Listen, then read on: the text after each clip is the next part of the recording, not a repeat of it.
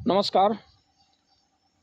कल आपने देखा कि कैसे एक कार्यपालन यंत्री ग्रामीण यांत्रिकी सेवा संभाग क्रमांक 2 रीवा श्री SV रावत जिनका एक वीडियो वायरल हुआ, जिसमें उनके द्वारा ये आरोप लगाए गए, खुले तौर पर कहा गया कि जिला पंचायत रीवा में जो कर्मचारी अधिकारी हैं वो दलाली करते हैं। मतलब पैसे की लेन देन करके जांचों को हेर फेर करना, रिकवरी यदि आई है, भ्रष्टाचार की जांच हुई है तो उसको दबा देना, पुनः जांच करवाया जाना, बार बार जांच करवाना और जांच करवाए जा करके इस तरह से वो वसूली को विलोपित किया जाना और उनको क्लीन चिट दिया जाना।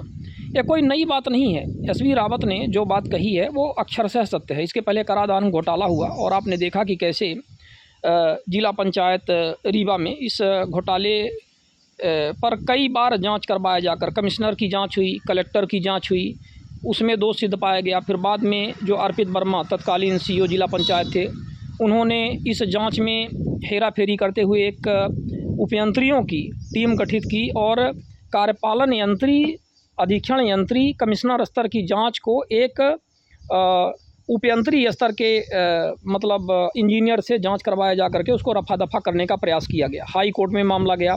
हाई कोर्ट में मामला जाने के बाद उसमें आपने देखा कि कैसे इनको क्लीन चिट देने का प्रयास किया गया। ये सारी बातें हुई। फिर बाद में अभी हाल ही में आपने ये भी देखा कि कैसे हाई कोर्ट ने उस फाइल को जब पुनः खोला रिव्यू पिटीशन में, तो जो तत्कालीन SDOP थे कृपा शंकर द्विवेदी, उनको लेकर के हाई कोर्ट ने तल्ख टिप्पणी की और कहा कि इनके विरुद्ध क्या कार्यवाही हुई जानकारी दें। तो ये जो वारदातें हैं, ये जो घटनाएं हैं, जिस तरह से जिला पंचायत रीवा में ये सब घटित हो रहा है, ये कोई नई बात नहीं है। ये पूरा का पूरा एक सिंडिकेट है, एक माफिया तंत्र है जो काम कर रहा है। और इसके लिए यदि कोई सबसे ज़्यादा जिम्मेदार है तो वह है CO जिला पंचायत। क्योंकि यदि जिला पंचायत के अंदर यदि ऐसी वारदातें हो रही हैं, ऐसी चीज़ें हो रही हैं जहाँ पर जांचों को दबाया जा रहा है, भ्रष्टाचार को दबाया जा रहा है, तो उसके पीछे कौन जिम्मेदार हो सकता है? उसका मुखिया हो सकता है। किसी के यहाँ यदि कोई घटना होती है तो सबसे पहले उस मुखिया से पूछते हैं कि बताइए आपके यहाँ ये घटना हुई है, इसके लिए जिम्मेदार कौन है? तो ये बातें होती हैं। अब यहाँ पर आप देखिए कि कैसे SV रावत ने जो कार्यपालन यंत्री ग्रामीण यांत्रिकी सेवा जो संभाग क्रमांक 2 में इस समय पदस्थ हैं, उन्होंने किस तरह से ये बात कही हुई है। और ये मामला था जिलाहनी ग्राम पंचायत का। जिलाहनी ग्राम पंचायत नई गढ़ी में आती है। जिलाहनी ग्राम पंचायत में 68 लाख के आसपास की वसूली बनाई गई थी। 2-2, 3-3 जाँचें हुई, उसमें वसूली बनाई गई। वसूली बनाए जाने के बाद में फिर क्या हुआ कि जब शिकायतकर्ता पक्ष थोड़ा सा ठंडा पड़ गया कि ठीक है वसूली बन गई, अब तो कार्यवाही होगी, भाई जिला पंचायत CO इसमें कार्यवाही करेंगे। उस समय कलेक्टर के पास धारा 40-92 की पावर थी, वो कार्यवाही कर रहे थे।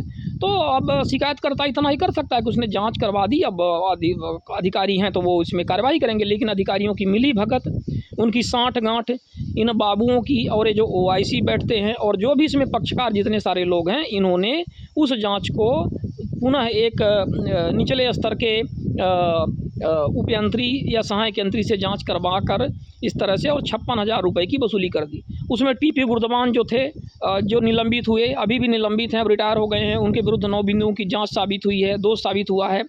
वो भी उसमें अवैधानिक तरीके से, मतलब बिना उस जांच टीम का सदस्य हुए उन्होंने उसमें अपने हस्ताक्षर कर दिए थे और इनको क्लीन चिट दे दिया था। तो वही जिलाहनी पंचायत थी जिसकी जांच जो SV रावत हैं और अन्य 2 सदस्य इसमें जो जिला पंचायत के हैं उनको ये मिली हुई थी। एक PO सोनी थे, शिव सोनी, और साथ में एक संजय सिंह जो यहाँ पर वाटर शेड में है।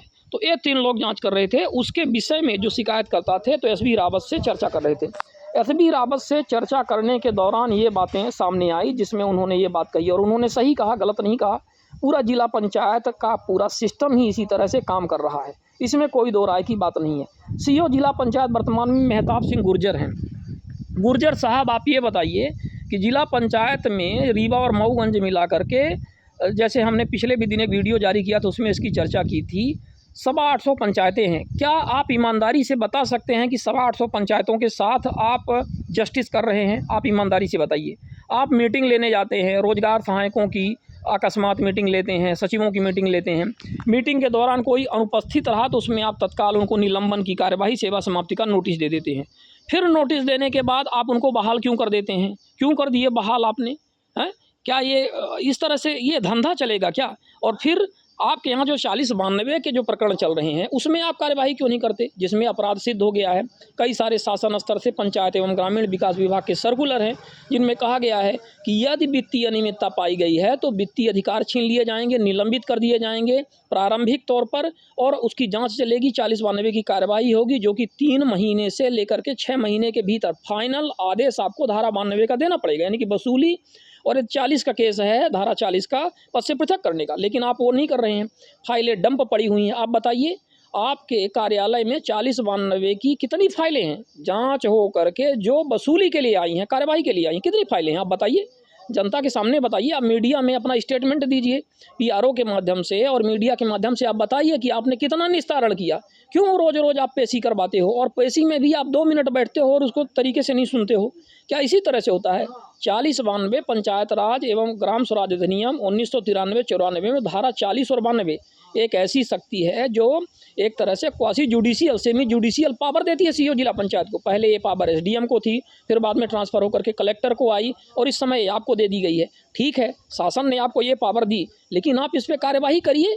यदि आप भ्रष्टाचार के विरुद्ध कहते हैं कि हम काम कर रहे हैं, कार्यवाही करना चाहते हैं, तो आप इन समस्त प्रकरणों पर समयबद्ध तरीके से सभी पक्षों को सुनते हुए, चाहे वो शिकायतकर्ता पक्ष हो उसको भी बुलाइए और जो इसमें दोषी पाए गए हैं उनको भी, और तरीके से इसकी ओपन कोर्ट में सुनवाई करिए, विधिवत सुनवाई करिए नियम संगत। लेकिन हम स्वयं देखे हैं आपके कार्यालय में जब भी सुनवाई होती है तो आप बिल्कुल सुनवाई नहीं करते, आपके मुंह से एक आवाज़ नहीं निकलती है, 2 पक्ष अपनी अपनी बातें रखते हैं, ठीक है हम इसको देखेंगे, बाद में देखेंगे, ऐसा करेंगे वैसा करेंगे। अरे क्या करेंगे आप? हैं, जिले में सैकड़ों ग्राम पंचायतों में करोड़ों रुपए की वसूली लंबित पड़ी हुई है। अभी दैनिक भास्कर में पिछले दिन ये लेख लिखा था और सभी अखबारों में फिर बाद में आया, समय समय पर आता ही रहता है। आपने क्या कार्यवाही करी? आप जनता को जवाब दीजिए, रीवा और मऊगंज की जनता को आप जवाब दीजिए। और ये जो स्थितियां हैं बदस्तूर पूरे प्रदेश में जारी हैं। मध्य प्रदेश पंचायत राज और ग्राम स्वराज अधिनियम जो 1993-94 था, इसकी धज्जियां उड़ाई जा रही हैं। सबसे बड़ी बात तो मुख्यमंत्री मध्य प्रदेश शासन ने यही गलती करी, चीफ सेक्रेटरी ने या पंचायत विभाग ने, जिसने भी कि सीओ जिला पंचायत को ये पावर दे दी 4092 की सुनवाई करने के लिए। भाई जब आपने quasi judicial semi judicial power आपने दे रखी हुई है तो इसमें आपको चाहिए कि आप एक अलग से एक कोर्ट की तरह बनाइए जो कोर्ट इनकी सुनवाई करे, और सुनवाई करने के बाद विधिवत जिस तरह से होता है उसमें आदेश पारित करें, और सुनवाई भी ऐसे व्यक्ति करें जो पंचायत एवं ग्रामीण विकास विभाग यानी कि पंचायत विभाग से संबंधित ना हो। भाई सीओ जिला पंचायत उसी विभाग का है, वरिष्ठ अधिकारी है, सरपंच सचिव सुबह शाम उसकी जी हुजूरी करते हैं, इंजीनियर उसके पास बैठते हैं, ई उसके पास बैठते हैं, ए उसके पास बैठते हैं, सभी पंचायत के कर्मचारी। तो क्या आप न्याय करोगे? हाँ, क्या ये न्याय सही है? न्याय तो वो करता है जो निरपेक्ष हो पूरी तरह से, जो सापेक्ष ना हो, मतलब उससे संबंधित ना हो, बाहर का व्यक्ति हो, एक एक्सटर्नल बॉडी हो, इस तरह से। तो सबसे बड़ी बात तो यही है कि मध्य प्रदेश शासन को ये पंचायत एवं ग्राम स्वराज अधिनियम 1993-94 में संशोधन करने की ज़रूरत है, और संशोधन करते हुए ये जो 4092 की पावर जो इनको दी गई है सीओ जिला पंचायत को, इसको वापस लेकर के एक ऐसा जुडिशियल सिस्टम इसमें बनाने की ज़रूरत है जिसमें सही तरीके से इनकी सुनवाई हो, सही तरीके से सभी पक्षों को सुना जाए, मामलों को निष्पक्ष तरीके से स्वतंत्र तरीके से कार्यवाही हो, इनके विरुद्ध वसूली हो। मनोज श्रीवास्तव जी थे जो एडिशनल चीफ सेक्रेटरी थे तत्कालीन, उन्होंने एक सर्कुलर जारी किया था, हमें याद है 19-20 के आसपास। उन्होंने ये कहा था दिसंबर का सर्कुलर है, वो सर्कुलर मुझे याद नहीं है, ये पंचायत विभाग के सभी लोगों को पता है कि जो भी दुर्वियोजन और प्रवक्षण के ऐसे मामले हैं जिनमें सरपंच सचिव इंजीनियर या जो भी पंचायत के पदाधिकारियों ने भ्रष्टाचार किया उनसे वसूली किया जाए। वसूली यदि वो हो पाने में अक्षमता जाहिर हो रही है, यदि वसूली न हो पा रही हो तो उन स्थितियों में इनके विरुद्ध अनुवर्ती कार्यवाहियाँ की जाए, यानी कि इनके विरुद्ध एफआईआर दर्ज करवाई जाए। जब तक इनके विरुद्ध एफआईआर दर्ज नहीं होगी तब तक ये वसूली की राशि जमा नहीं करेंगे। त्योंथर का उदाहरण यहाँ पे सामने है। त्योंथर जनपद में अभी तहसीलदार को आरसीसी के लिए इन्होंने लिखा हुआ है, आरआरसी के लिए, मतलब ये जो रेवेन्यू विभाग का, कि आप इसमें आरआरसी करवा करके इनसे वसूली करवाइए। हम ये कहते हैं कि सीओ जिला पंचायत क्या ये बताओगे कि तहसीलदार आरआरसी कैसे करवाएगा? सक्षम अधिकारी तो आप हो, तो आप यदि वो वसूली नहीं भर रहे हैं तो उसके लिए आपको चाहिए कि आप इनके विरुद्ध FIR करवाइए। कम से कम 10 साल से 5 साल से इस तरह से मामले चल रहे हैं और आज तक वसूली नहीं भरी गई है। क्या आप सरपंचों से वसूली करवा लोगे? इतने दिन से नहीं करवा पाए। सचिवों से तो चलो किसी तरह से उनके पेमेंट से आप ले लिए, निकलवा लिए, लेकिन सरपंच एक पैसे आपको नहीं भरेंगे, आपको कार्यवाहियाँ करनी पड़ेगी। और इससे बड़ी बात है, आपको निगरानी करनी पड़ेगी। 825 पंचायतें हैं, कोई तमाशा नहीं है। 825 पंचायतें चलाना है। आप कलेक्टर कार्यालय में एक अदृश्य कक्ष में बैठते हैं जहां बिना नेम प्लेट के आपसे लोग मिल ना पाएँ। कभी भी जिला पंचायत में कोई व्यक्ति आता है तो आपसे मुलाकात नहीं हो पाती है। ज़रा विचार करिए, ये जनता के टैक्स का पैसा है महाशय, ये जनता के टैक्स का पैसा है जिससे आप पेमेंट पा रहे हैं। ये कोई आपकी खदान नहीं है या कोई पेड़ नहीं है जिससे आपने ले लिया है, आपके घर की सामग्री नहीं है। जाग जाइए और तरीके से काम करिए, बस यही आप लोगों से आग्रह है।